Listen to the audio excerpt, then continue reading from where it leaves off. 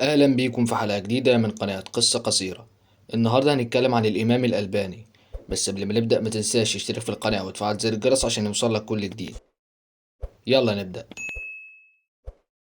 اتولد محمد ناصر الدين الألباني سنة 1914 الموافق 1333 هجريا، واتولد في ألبانيا، ودرس والده الشريعة في اسطنبول ورجع لبلده وأصبح أحد كبار علماء المذهب الحنفي، لكنه اختلف مع توجهات الملك أحمد زوغو الغربية بعد منع النساء من ارتداء النقاب، فهاجر هو وأسرته لدمشق ومعاه ابنه محمد. أتم الألباني الصغير دراسته الابتدائية في مدرسة الإسعاف الخيري في دمشق بتفوق، ونظرا لرأي والده الخاص في المدارس النظامية من الناحية الدينية قرر عدم إكمال ابنه الدراسة النظامية، ووضع عليه منهج علمي شرعي، فعلمه القرآن والتجويد والنحو والصرف والفقه الحنفي. واستطاع محمد ختم القرآن على ايد والده، واخد الألباني عن ابوه مهنة اصلاح الساعات، وبقى بيكسب رزقه منها، ووفرت له المهنة ديت وقت كويس للدراسة، على الرغم من توجيه والده المنهجي بتقليد المذهب الحنفي وتحذيره الشديد من الانشغال بعلم الحديث. أخذ يتوجه نحو البحث عن الدليل واتباع السنة، واشتغل بعلم الحديث، فتعلم الحديث في نحو 20 من عمره، وبرع في علم الحديث. ولو انت فتحت كتاب من الكتب هتلاقي في حديث مثلا مذكور، هتلاقي تحت مكتوب وصححه العلامة الألباني وضعفه الألباني. وفي ناس كتيرة أنا أعرفها كانت فاكرة إن الألباني ده كان من زمان أوي، أيام أبو حنيفة وابن كثير والناس ديت، لكن القليل كانوا عارفين إنه كان في العصر الحديث.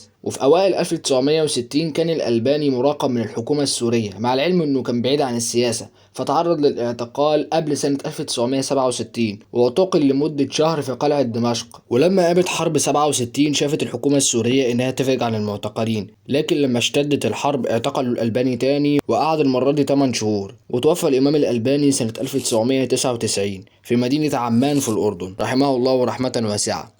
وبكده خلصت حلقتنا النهاردة، وألقاكم في الحلقة الجاية. السلام عليكم ورحمة الله وبركاته.